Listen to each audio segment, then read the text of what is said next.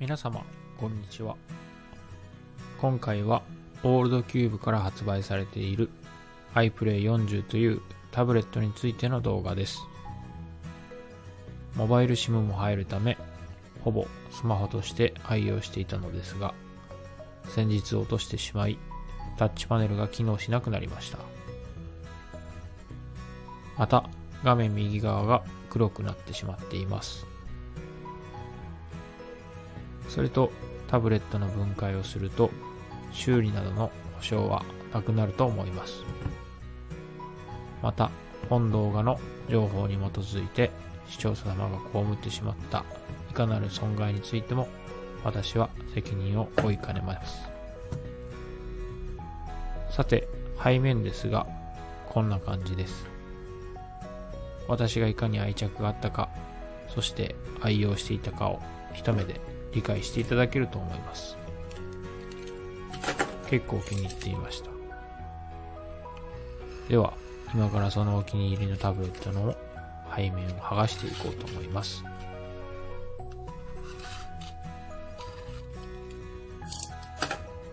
背面を開けるとまずカメラのレンズカバーが取れました。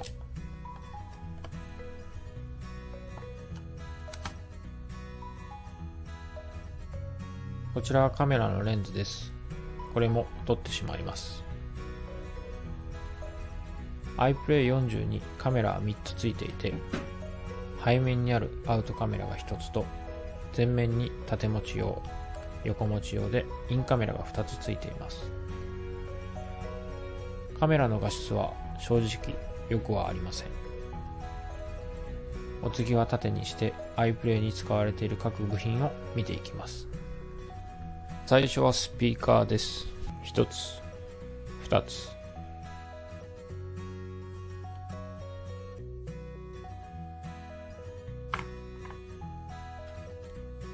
3つ、4つ。お次はメインの基板を見ていきます。パソコンでいうところのマザーボードのことです。これはマイクの配線です。側面に音を拾う用の穴が開いています。この白い接続端子は音に関係する端子です。次はこちらですが、これは電源ボタン、音量の上げ下げボタンの配線です。お次はアウトカメラのセンサーと配線です。これはスピーカーの配線。そしてこれが縦用のインカメラの配線。この黄色いのが USB-C 端子です。これは SD カードや SIM を読み取る部品の配線接続部です。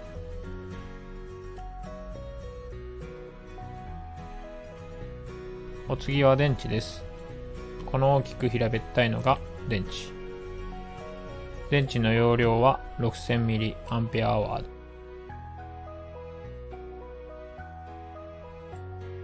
電池はここでマザボと接続されています。ここを抜くと動かなくなります。お次は横持ち用のインカメラの配線です。使ったことはないですが、ここにカメラのレンズっぽいものがあります。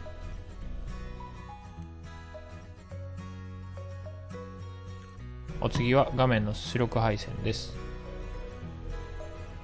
この画面用のフレキシブルケーブルですが、下の方でモニターと接続されています。今度は電池を剥がしてみます。初めて電池を剥がす際は粘着テープでしっかり固定されているためめちゃくちゃ力がいります。ちなみに液晶は剥がせませんでした。これは Wi-Fi とか GPS だとかアンテナの部品だと思います。スマホの右側に2つ、左側に1つついていました。これからはマザボについている CPU などを見ていきます。CPU を見るためにはこの金属の板を外す必要があります。この金属の板は側面を爪で固定しています。他の部分はハンダで固定されているのである程度修理を想定された作りにしていると考えられます。爪は全部で16個あります。何度も繰り返し爪を動かしていると劣化していき折れますので注意してください。金属の板が外れました。金属の板ですがヒートシンクの代わりにもなっているようです。これが CPU なのですが、実は私が後付けで熱伝導放熱グリスを塗っています。というのも以前こういう表示が出て iPlay40 を使うことができない状態になってしまいました。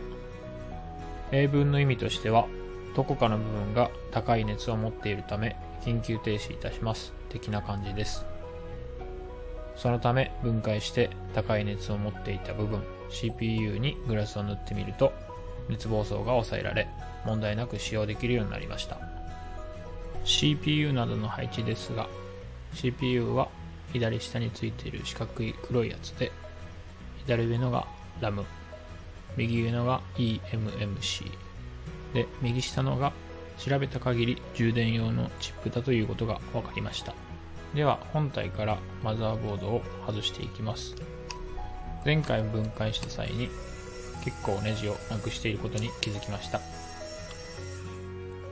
まず電池に接続しているケーブルを抜きます。SD カードや SIM などの配線、これは映像の入出力の端子です。こういう風にパチッと外していきます。ピンセットで作業を行うと結構傷がついていることが分かりました。ケーブルが抜けました。これはアンテナ線です。スナップボタンのようなカチッとはめるような形になっています。これは下の2つのスピーカーの配線です。やはりピンセットで行うと傷がついています。これは右上のスピーカーの配線です。これは左上のスピーカーの配線です。メインの基板が外れました。 CPU ですがユニソックの UMS512T というものでした。プラットフォームはユニソックのタイガー T618 というもので呼ばれているようです。 SD や SIM カードのスロットの仕組みなのですが、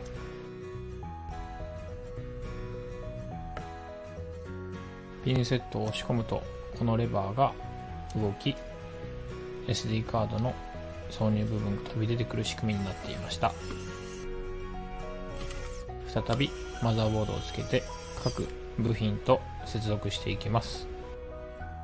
ちなみにオールドキューブという会社は中国の大都市深センにある電子機器製造メーカーだそうです。